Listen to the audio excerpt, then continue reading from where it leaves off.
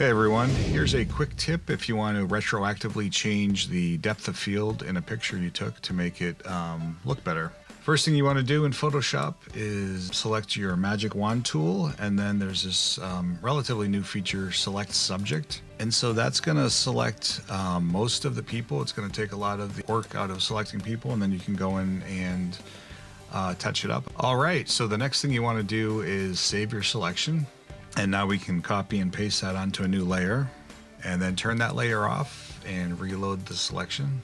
And here's where some of the Photoshop magic comes in. We can go to edit, content aware fill, and we've basically made everyone disappear. And then what we can do is go to the bottom layer, filter, Gaussian blur, and then we turn back on our layer and we have artificial depth of field added back in.